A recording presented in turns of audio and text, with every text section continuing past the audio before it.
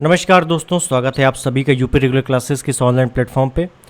तो जैसा कि आपको पता है कि ल्यूसेंट समान अध्ययन की जो पुस्तक है उसको हम लोगों ने शुरू किया है और उसका आज लेक्चर नंबर 2 है। ठीक है, तो जो पहला लेक्चर है वो ऑलरेडी हो चुका है और अब इसका रेगुलर वीडियो आप लोगों को मिलेगा। तो जो भी लोग ल्यूसेंट बुक कवर करना चाहते हैं तो पूरी कवर कीजिए बहुत ही बेहतरीन ढंग से, क्योंकि ल्यूसेंट एक स्टैटिक पोर्शन भी अपने आप में लेकर चलती है, तो उसको कवर करना बहुत ही ज़रूरी हो जाता है और सभी एग्ज़ामों में काम आता है, चाहे वो यूपी पीसीएस हो, आरओआरओ हो, यूपी पुलिस हो, यूपी ट्रिपल एस का कोई एग्ज़ाम हो, पेट वगैरह हो, एसएससी हो, लेखपाल हो, सभी कॉम्पिटिटिव एग्ज़ाम्स में ये फ़ायदेमंद होने वाली है। ठीक, तो चलिए स्टार्ट करते हैं। और अगर चैनल पर नए हैं तो रिक्वेस्ट है कि आप लोग सब्सक्राइब जरूर कर दें और अपने दोस्तों में भी शेयर कर दें और बेल आइकन पर जरूर दबा दें ताकि जब भी वीडियो पड़े तो सबसे पहले आपको मिल सके नोटिफिकेशन। ठीक है, चलिए शुरुआत करते हैं। और कल हम लोगों ने क्या किया था, पहले बता दूं, कल हम लोगों ने शुरुआत किया था पाषाण काल और उसको ख़त्म भी कर दिया था। आज हम लोगों का मेन है सिंधु सभ्यता। तो सिंधु सभ्यता के जितने भी फैक्ट है इसके अकॉर्डिंग, ल्यूसेंट बुक के अकॉर्डिंग उसको अच्छे से कवर करेंगे। ठीक है, चलिए शुरुआत करते हैं सिंधु सभ्यता। जहाँ जहाँ एक्स्ट्रा फैक्ट बताने वाली चीज़ें होंगी तो वहाँ मैं बताता चलूँगा। रेडियो कार्बन C14 जैसी नवीन विश्लेषण पद्धति के द्वारा सिंधु सभ्यता की सर्वमान्य तिथि, देखो कार्बन 14 के माध्यम से या NCERT के माध्यम से, अलग अलग माध्यम से जो डेट निकल के आती है सिंधु सभ्यता की, वो एक है 2400 ईसा पूर्व से 1700 ईसा पूर्व। कहीं कहीं बुक में आपको 2350 से 1750 देखने को मिलेगा। ठीक है, हालांकि डेट आपसे पूछी नहीं जाती, काफ़ी कंट्रोवर्सी हो जाती है डेटों में। ठीक, आगे देखें तो सिंधु सभ्यता की खोज 1921 में राय बहादुर दयाराम साहनी ने की थी। सिंधु सभ्यता को आद्य ऐतिहासिक अथवा काश युग में रखा जा सकता है। इस सभ्यता के मुख्य निवासी द्रविड़ भूमध्य सागरी थे।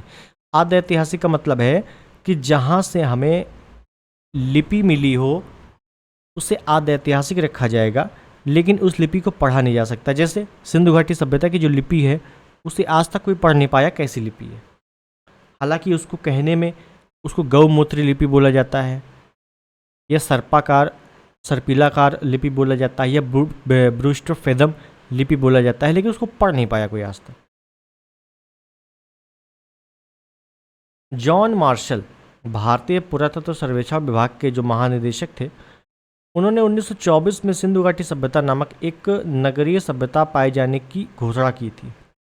सिंधु सभ्यता के सर्वाधिक पश्चिमी पुरातत्व दास्क नदी के किनारे स्थित सुतकांगेडोर बलूचिस्तान, पूर्वी स्थल हिंडन नदी के किनारे आलमगीरपुर, उत्तरी पूरा स्थल चिनाब नदी के किनारे मांडा जम्मू कश्मीर और दक्षिणी पूरा स्थल गोदावरी नदी के तट पर दईमाबाद महाराष्ट्र में स्थित है। जैसे ये कुल मिला के इतनी बात कर रहा है कि जो सिंधु घाटी सभ्यता का उत्तर दक्षिण पूर्व पश्चिम जो छोर है ना, वो कौन सा है?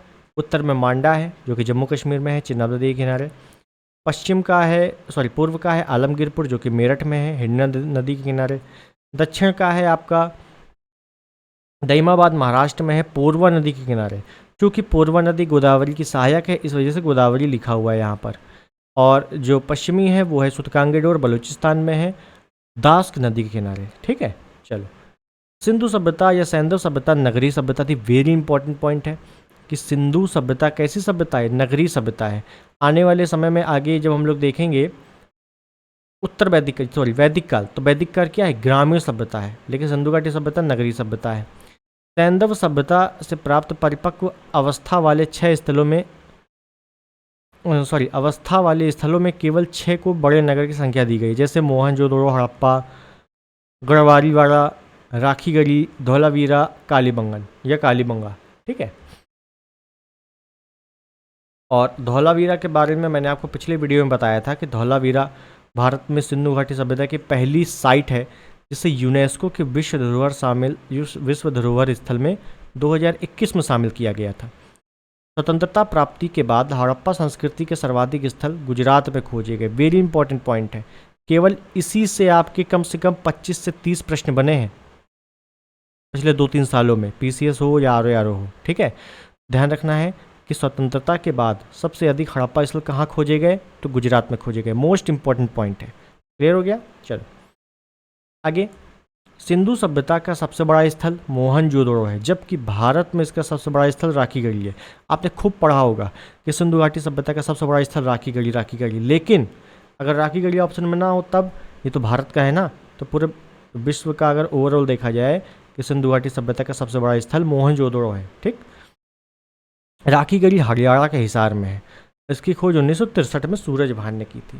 ठीक है, चलो बहुत इंपॉर्टेंट फैक्ट है, डायरेक्ट फैक्ट ही इससे पूछे जा रहे हैं, तो आपको बहुत अच्छे से पढ़ना है। चलिए आगे, लोथल सुतकोटदा, ध्यान दीजिए क्या कह रहा है। लोथल सुतकोटदा सिंधु सभ्यता का बंदरगाह था। लोथल में गोदी है, गोदीवाड़ा को ही बंदरगाह बोला गया है। तो आपसे कई बार पूछा जाता है कि लोथल से एक बंदरगाह मिला है, या बंदरगाह कहाँ से मिला है, तो लोथल से मिला है। किस नदी के किनारे है, तो भोगवा नदी के किनारे है। जुते हुए खेत, नक्काशीदार ईंटों के प्रयोग का साक्ष्य कालीबंगा से प्राप्त हुआ है। मोहनजोदड़ो से प्राप्त स्नानागार संभवतः सैंधव सभ्यता की सबसे बड़ी इमारत है, जिसके मध्य स्थित स्नान कुंड 11.88 मीटर लंबा है, 7.01 मीटर चौड़ा है और जिसकी गहराई है 2.43 मीटर। अग्निकुंड लोथल कालीबंगा से प्राप्त हुए हैं। मोहनजोदड़ो से प्राप्त एक सील पर 3 मुख वाले देवता पशुपतिनाथ की मूर्ति मिली है। कई बार पूछा जाता है पशुपतिनाथ की मूर्ति कहाँ से मिली है, तो मोहनजोदड़ो से ही पशुपतिनाथ की मूर्ति मिली है। इसके चारों ओर हाथी, गैंडा, चीता, भैंसा विराजमान है। बहुत इंपॉर्टेंट पॉइंट, आपसे हजारों बार पूछा गया है कि पशुपतिनाथ की मूर्ति के आसपास या मोहनजोदड़ो या सिंधु सभ्यता में निम्नलिखित में से किस जानवर का उल्लेख नहीं है। किसका है, हाथी का है, गैंडे का है, चीते का है, भैंसे का है। ठीक है, आपको दे देगा, बैल वगैरह दे देगा तो उसको टिक कर देना है, वो नहीं है। मोहनजोदड़ो से नर्तकी की एक कांस्य मूर्ति मिली है, इंपॉर्टेंट पॉइंट है, मोहनजोदड़ो से ही मिली है। मोहरें भी मिली है मोहनजोदड़ो से।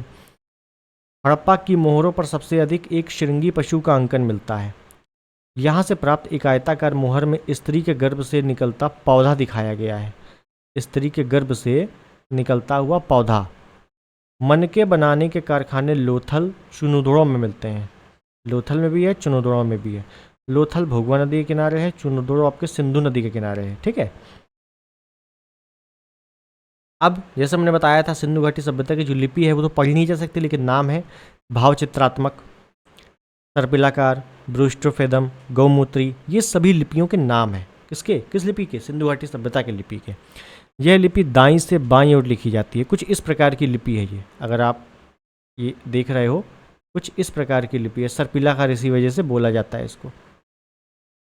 इधर बना देता हूँ, दिख नहीं रहा होगा, इस प्रकार की पिक्चर।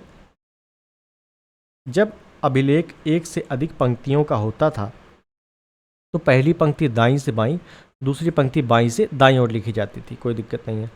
लेखन कला की उचित प्रणाली विकसित करने वाली पहली सभ्यता सुमेरियन सभ्यता है। और कई बार ये पूछा जा चुका है एग्जाम में, लेखन कला की उचित व्यवस्था किस सभ्यता ने शुरू की, तो सुमेरियन सभ्यता ने। सिंधु सभ्यता के लोगों ने नगरों तथा घरों के विन्यास के लिए ग्रिड पद्धति अपनाई। ग्रिड पद्धति का मतलब होता है बिल्कुल चौकोर, समझ रहे हो, बिल्कुल चौकोर। मतलब अगर नाली यहाँ से जा रही है तो बिल्कुल 90 डिग्री का एंगल बन रहा है, कुल मिला के इतना समझो। ये एंगल कितना है, 90 डिग्री का है बस।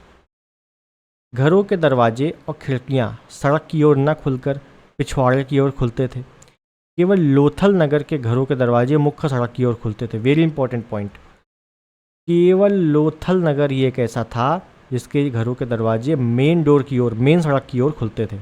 बाकी सभी घर के दरवाजे थे वो पीछे की ओर खुलते थे। ये आपसे बहुत बार पूछा गया है। सिंधु सभ्यता के मुख्य फसलें गेहूं और जौ थी। सैंधववासी मीठे के लिए मीठा का प्रयोग करते थे। अब मिठाई थोड़ी ना बनाएंगे उस समय, शहद का प्रयोग करते थे, शहद का। मिट्टी से बने हल का साक्ष्य बनमाली से मिला है। रंगपुर लोथल से चावल के दाने मिले हैं जिससे धान की खेती होने का प्रमाण मिलता है। तो अब से पूछा जाता है धान की भूसी कहाँ से मिली है, तो रंगपुर से ही धान की भूसी मिली है। चावल के प्रथम साक्ष्य लोथल से ही प्राप्त होते हैं।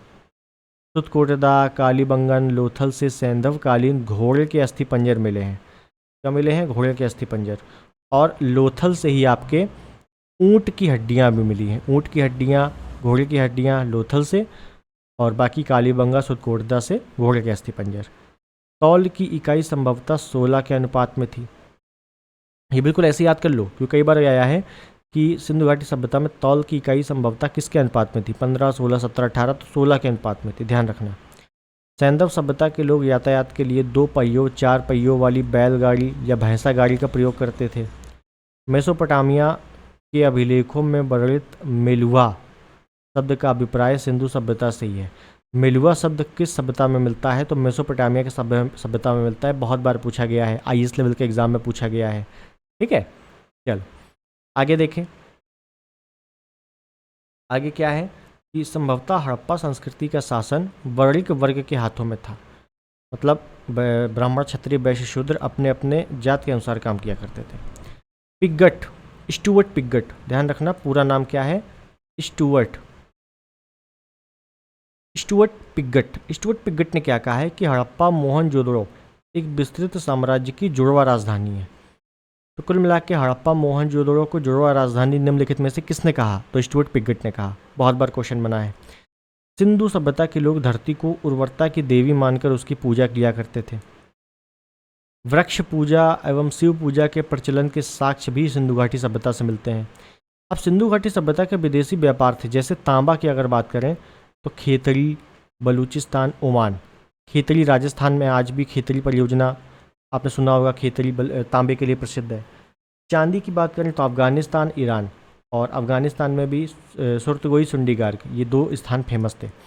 सोने के लिए कर्नाटक, अफ़गानिस्तान, ईरान। कर्नाटक में कोलार हट्टी की खान आज भी प्रसिद्ध है। टिन के लिए अफ़गानिस्तान, ईरान। गोमेद के लिए सौराष्ट्र, गुजरात, और लाल वर्द के लिए मेसोपोटामिया। ये तो आया हुआ प्रश्न है, रिपीटेड प्रश्न है। सीसा, ईरान। तो ये सभी प्रोडक्ट कहाँ से इंपोर्ट एक्सपोर्ट होता था, वो सभी ध्यान रखना है आपको। स्वास्तिक चिन्ह संभवतः हड़प्पा सभ्यता की देन है।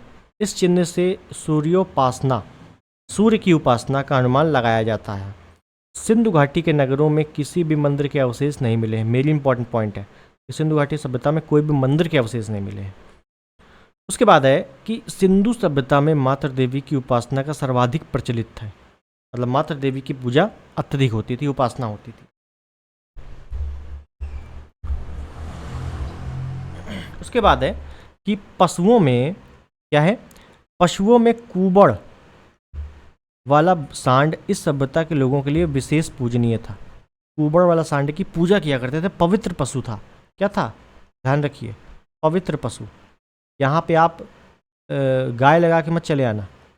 गाय आपका वैदिक काल में आती है, गाय का उल्लेख पहले नहीं है, वैदिक काल में है, जिसको अघन्या कहा गया। सिंधु घाटी सभ्यता में सबसे पवित्र पशु कुबड़ वाला सांड ही था। स्त्री मृण मूर्तियाँ, मिट्टी की मूर्तियाँ अधिक मिलने से ऐसा अनुमान लगाया जाता है कि सैंधव समाज मात्र सत्तात्मक था। कैसा था भैया, मात्र सत्तात्मक। सैंधववासी सूती एवं ऊनी वस्त्रों का प्रयोग करते थे। मनोरंजन के लिए सैंधववासी मछली पकड़ते थे, शिकार करते थे, पशु पक्षियों को आपस में लड़ाना, जैसे मुर्गा लड़ाना, चौपड़ पासा खेलना, ये सभी सिंधु घाटी लोग करते थे। ठीक है, वहाँ पे लूडो तो होगा नहीं कुछ। सिंधु घाटी के लोग काले रंग से डिज़ाइन किए हुए लाल मिट्टी के बर्तन बनाते थे। काले रंग के डिज़ाइन किए हुए लाल मिट्टी के बर्तन बनाते थे, ध्यान रखना। तो आपसे पूछा जाता है कि सिंधु घाटी की सभ्यता के लोगों के पास जो बर्तन होते थे वो किस रंग के होते थे, मिट्टी के बर्तन किस रंग के होते थे, तो लाल रंग के होते थे। ये आपको बहुत बार PYQ में मिला होगा। सिंधु घाटी के लोग तलवार से परिचित नहीं थे। मेन इंपॉर्टेंट पॉइंट है कि वो तलवार के बारे में नहीं जानते थे, वो लोहे के बारे में नहीं जानते थे। कालीबंगन एकमात्र हड़प्पा कालीन स्थल था जिसका निचला शहर भी किले से घिरा हुआ था। कालीबंगन का अर्थ है काली चूड़ियाँ। यहाँ से पूर्व हड़प्पा स्थलों के खेत जोते जाने और अग्नि पूजा की प्रथा के प्रमाण मिले हैं, अग्निकुंड मिले हैं। पर्दा प्रथा, वैश्यावृत्ति सैंधव सभ्यता में प्रचलित थी, ध्यान देना। शवों को जलाने गाड़ने यानी दोनों प्रथाएं प्रचलित थी। हड़प्पा में शवों को दफनाने का, जबकि मोहनजोदड़ो में जलाने की प्रथा विद्यमान थी। ध्यान देना, हड़प्पा में शवों को दफनाया जाता था, लेकिन मोहनजोदड़ो में जलाया जाता था। लोथल कालीबंगा में युग्म समाधियाँ मिली हैं। सैंधव सभ्यता के विनाश के संभवतः सबसे प्रभावी कारण बाढ़ था। मतलब सैंधव सभ्यता क्यों समाप्त हो गई, आगे क्यों नहीं चली, तो ध्यान देना बाढ़ आ गई थी, इस वजह से वो पूरी तरीके से समाप्त हो गया।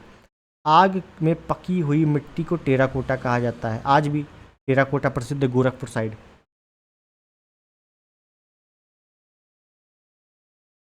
अब देखिए, अब एक इम्पॉर्टेंट पॉइंट है। देखिए, अब ये एक आपको ग्राफ तैयार करना पड़ेगा, याद करना पड़ेगा, इम्पॉर्टेंट है। क्या है?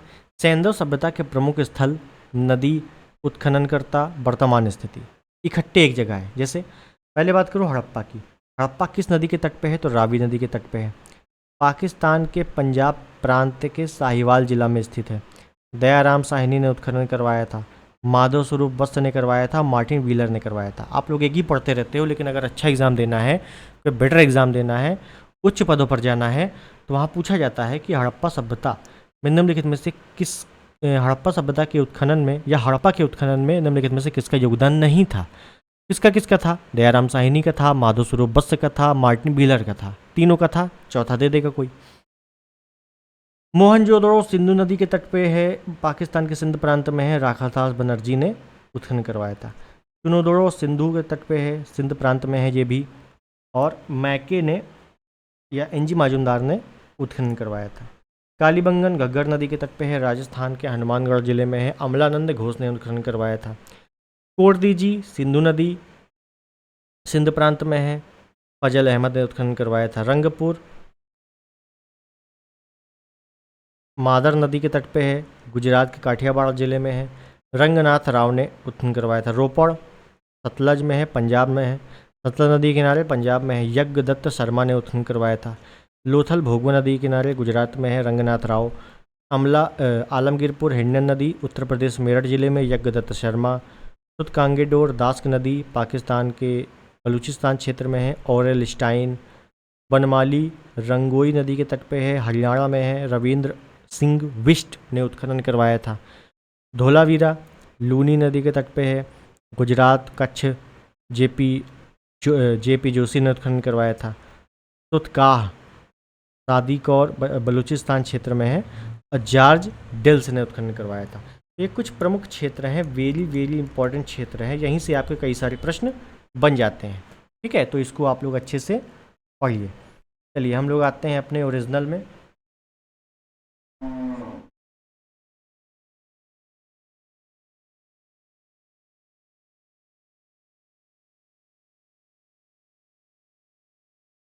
अब देखिए, मैं बता दूं आपको, हम लोगों ने सिंधु घाटी सभ्यता अच्छे से कंप्लीट कर लिया है। सिंधु घाटी सभ्यता में इतना ही फैक्ट ल्यूसेंट में है, ठीक है, जो कि पर्याप्त है, बहुत ही बढ़िया है, पर्याप्त है, उतना ही पढ़ लो, बहुत बड़ी बात है। दूसरी चीज़, अगर आपको प्रैक्टिस करनी है पीवाईक्यू क्वेश्चंस की, तो एक सीरीज़ में कर रहा हूँ घटना चक्र की या यूथ कंपटीशन की पूर्वावलोकन की, उसको आप लोग ज़रूर एक बार देख लेना। ठीक है, उसमें क्या है, केवल पीवाईक्यू क्वेश्चन है, उसका एक्सप्लेनेशन मैं बहुत ही बढ़िया तरीके से करा रहा हूँ। ठीक है, उसको भी अच्छे से देखते हुए चलना। चलिए अब हम लोग देखते हैं वैदिक सभ्यता। वैदिक सभ्यता भी आज ही हम लोग इस वीडियो में समाप्त करेंगे। तो वैदिक काल, देखो वैदिक सभ्यता के बारे में एक चीज़ बता दूं कि सिंधु सभ्यता पहले आती है। सिंधु जैसे ही नष्ट होती है उसके बाद वैदिक शुरू होती है। ठीक है, ध्यान देना है। वैदिक काल का विभाजन दो भागों में है, ऋग्वैदिक काल, उत्तर वैदिक काल। ऋग्वैदिक काल का जो डेट है वो 1500 1000 ईसा पूर्व है। उत्तर वैदिक काल का 1000 से 600 ईसा पूर्व है। ओवरऑल देखा जाए तो वैदिक सभ्यता आपका 1500 से 600 BC तक इसका टाइम पीरियड है। ठीक है, सर्वप्रथम पंजाब अफगानिस्तान में बसे आकर। मैक्स मूलर ने आर्यों का मूल स्थान मध्य एशिया को माना। आर्यों द्वारा निर्मित सभ्यता वैदिक सभ्यता कहलाई। यह एक ग्रामीण सभ्यता थी। आर्यों की भाषा संस्कृत थी। संस्कृत में भी कैसी, ग्रामीण संस्कृत। ठीक है, सिंधु घाटी सभ्यता में क्या देखा, तो वो नगरीय सभ्यता थी। लेकिन वैदिक सभ्यता में क्या देख रहे हैं हम लोग, ये ग्रामीण सभ्यता है। आर्य शब्द भाषा समूह को इंगित करता है। चलो कोई दिक्कत नहीं, आगे देखते हैं। आर्य के प्रशासनिक इकाई आरोही क्रम में इन 5 भागों में बटा था, जैसे कुल, ग्राम, विस, जन, राष्ट्र। ग्राम के मुखिया ग्रामीणी, विष का प्रधान विषपति, जन के शासक राजन कहलाते थे। बहुत बार आर में फेवरेट क्वेश्चन है ये कि जन के राष्ट्र, वैदिक सभ्यता में जन के शासक को क्या कहा जाता था? जनक नहीं, राजन। वैदिक सभ्यता में ग्राम के मुखिया को निम्नलिखित में से क्या कहा जाता था? आर में फेवरेट क्वेश्चन होते हैं ये आयोग के। राज्याधिकारियों में पुरोहित सेनानी प्रमुख थे। वशिष्ठ रूढ़िवादी एवं विश्वामित्र उदार पुरोहित थे। सूत, रत्कार, कम्मादी नामक अधिकारी रत्नी कहे जाते थे। इनकी संख्या राजा सहित करीब 12 हुआ करती थी। कुल मिला के बात करूं कि राजा को अपने शासन चलाने में सहायता देने के लिए 12 लोगों का समूह था, जिन्हें रत्नी कहा जाता था। रत्नी 11 + 1, एक कौन था? राजा खुद था।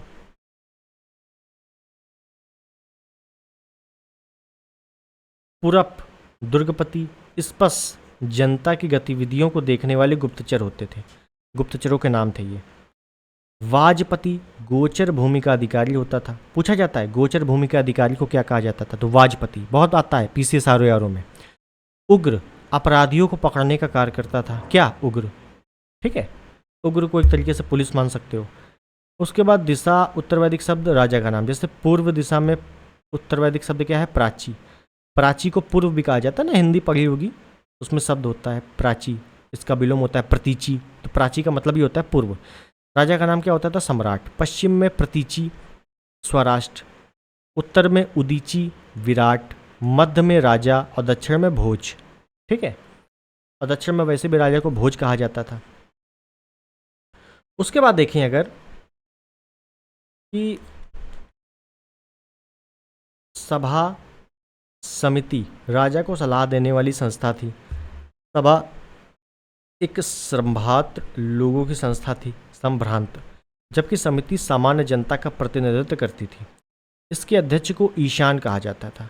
सभा समिति के अध्यक्ष को ईशान कहा जाता था। बहुत इंपॉर्टेंट पॉइंट है। स्त्रियां सभा समिति में भाग ले सकती थी, परमिशन थी। युद्ध में कबीलों का नेतृत्व राजा करता था। युद्ध के लिए गविष्टि शब्द का प्रयोग किया जाता था, जिसका अर्थ है गायों की खोज। 10 राग युद्ध का उल्लेख ऋग्वेद के 7वें मंडल में है।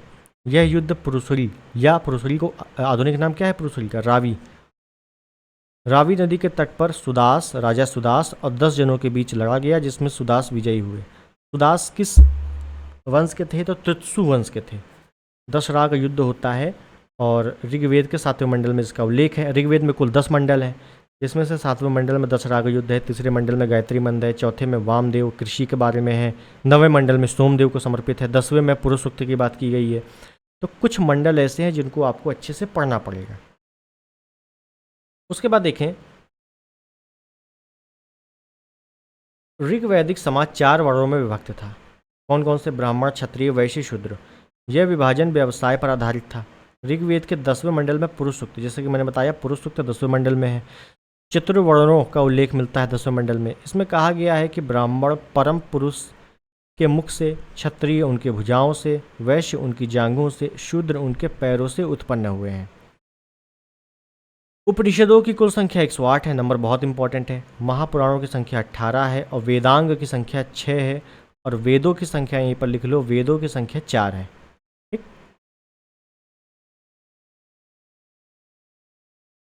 आर्यों का समाज पितृ प्रधान था। समाज की सबसे छोटी इकाई परिवार या कुल थी, जिसका मुखिया पिता होता था, जिसे कुलप कहा जाता था। आज भी जो मुखिया कौन है? पिता ही होते हैं। ठीक है, ध्यान देना है।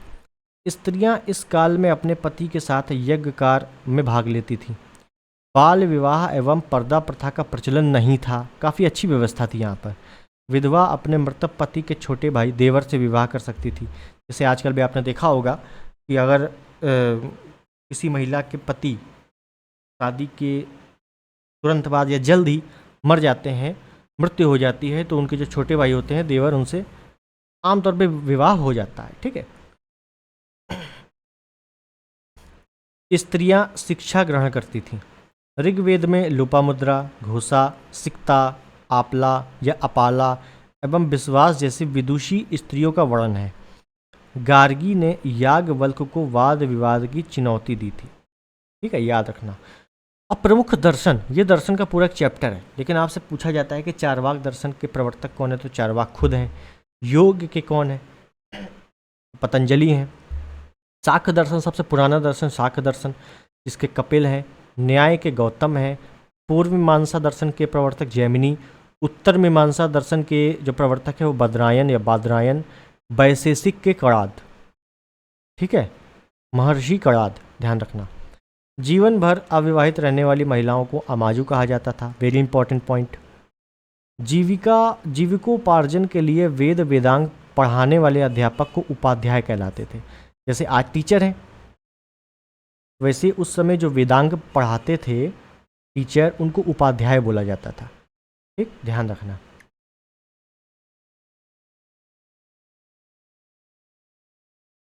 चलिए आगे।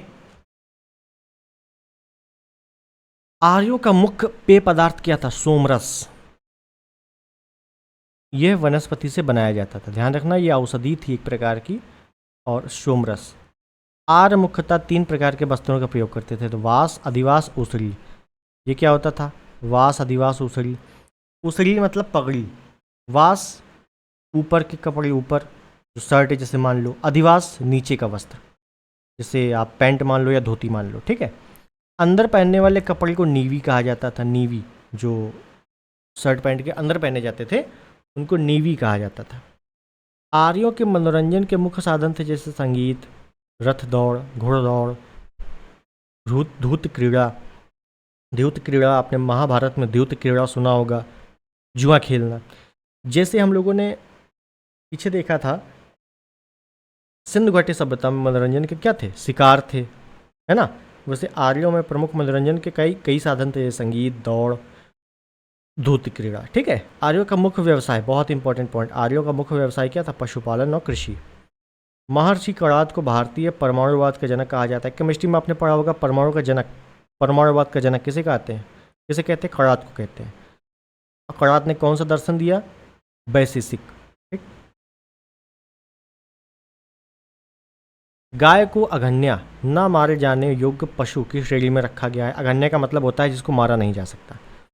गाय की हत्या करने वाले या उसे घायल करने वाले के लिए वेदों में मृत्युदंड अथवा देश निकालने की व्यवस्था की गई है, समझ लो, इतनी भयंकर व्यवस्था उस समय थी। आर्यों का प्रिय पशु घोड़ा, जबकि सर्वाधिक प्रिय देवता इंद्र थे। Very very important. आर्यों का प्रिय पशु क्या था? घोड़ा। अब प्रिय देवता कौन थे? इंद्र। दोनों पॉइंट बहुत बार पूछे गए हैं, ध्यान रखना। आर्यों द्वारा खोजी गई धातु लोहा थी, जिसे श्याम अयस कहा जाता था। तांबे को लोहित अयस कहा जाता था। तो यहाँ ट्रिक मत बना देना कि लोहा, लो से लोहा, लो से लोहित, उल्टा हो जाएगा। लोहा को श्याम अयस, जबकि तांबे को लोहित अयस कहा जाता था, ठीक है। देखो, ऋग्वैदिक नदियाँ हैं कुछ जो प्राचीन, उनके नाम हैं, फिर आधुनिक नाम है, यह से पूछ लिए जाते हैं डायरेक्टली वन लाइनर में, उनको ध्यान दो। जैसे कुंभ, कुंभ को आधुनिक नाम क्या है? कुर्रम है। कुबा को काबुल कहते हैं वर्तमान में।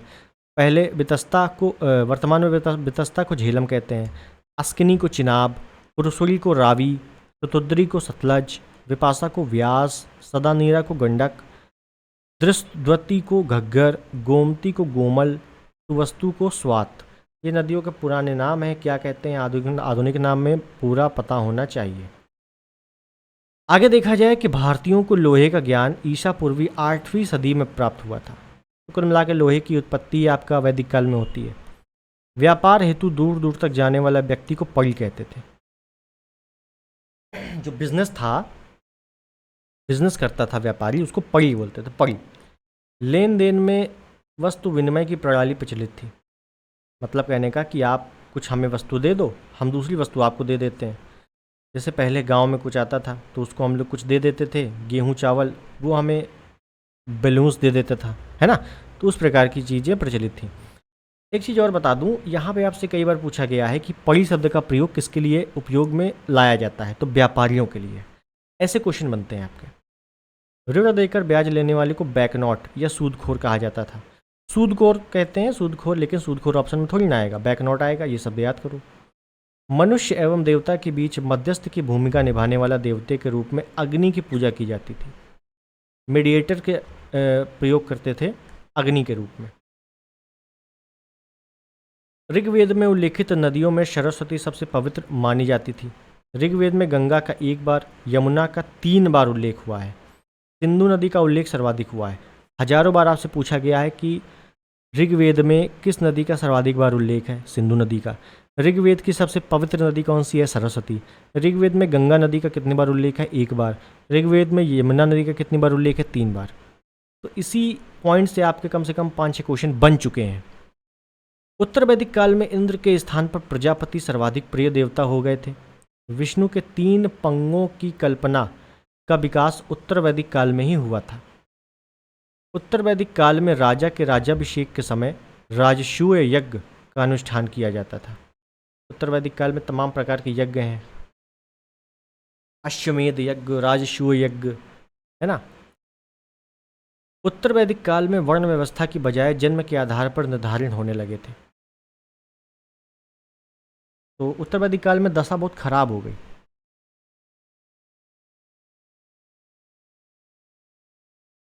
एक ये ग्राफ है, इसको समझना बहुत इंपॉर्टेंट है। ऋग्वैदिक काल देवता किससे संबंधित है? जैसे इंद्र देवता किससे संबंधित है? युद्ध का नेता, वर्षा का देवता। और वैदिक काल के सबसे प्रमुख देवता कौन है? इंद्र ही है। फिर अग्नि देवता एवं मनुष्य के बीच मध्यस्थ। पूछा जाता है कि वैदिक काल में देवता तथा मनुष्यों के बीच मध्यस्थ के रूप में किस देवता का नाम आता है? तो अग्निदेव का। वरुण तो पृथ्वी सूर्य के निर्माता है, समुद्र के देवता कहा जाता है। धौ आकाश के देवता सबसे प्राचीन। सोम वनस्पति के देवता। उषा प्रगति उत्थान देवता। आश्विन विपत्तियों को हरने वाले देवता। पूसन पशुओं के देवता। विष्णु विश्व के संरक्षक पालनकर्ता। विष्णु के ही 10 अवतार है, जिसमें भगवान श्री राम और श्री कृष्ण,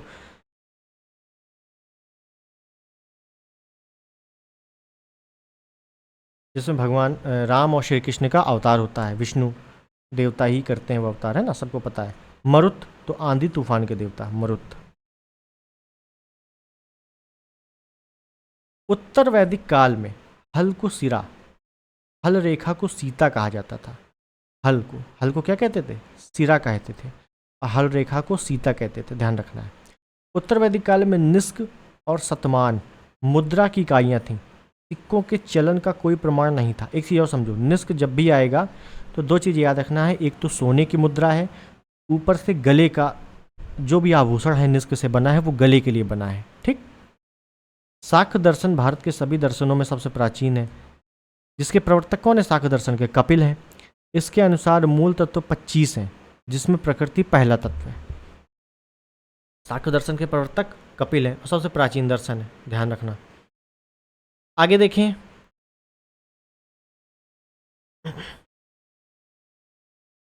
सत्यमेव जयते मुंडकोपनिषद से लिया गया है। किस उपनिषद से है? मुंडकोपनिषद से। इसी उपनिषद में यज्ञ की तुलना टूटी हुई नौका से की गई है।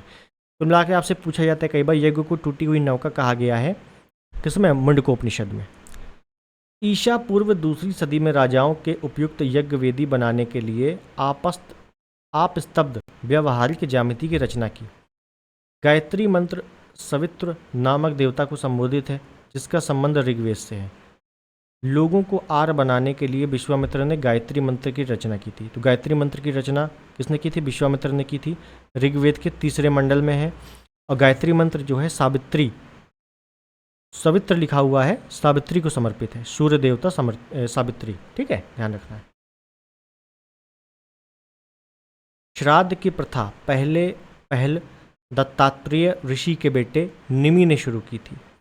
उत्तर वैदिक काल में कौशाम्बी नगर में प्रथम बार पक्की ईंटों का प्रयोग किया गया था। वेरी इंपॉर्टेंट पॉइंट, पहली बार पक्की ईंटों का प्रयोग उत्तर वैदिक काल में, क्योंकि वैदिक काल क्या था? ग्रामीण थी।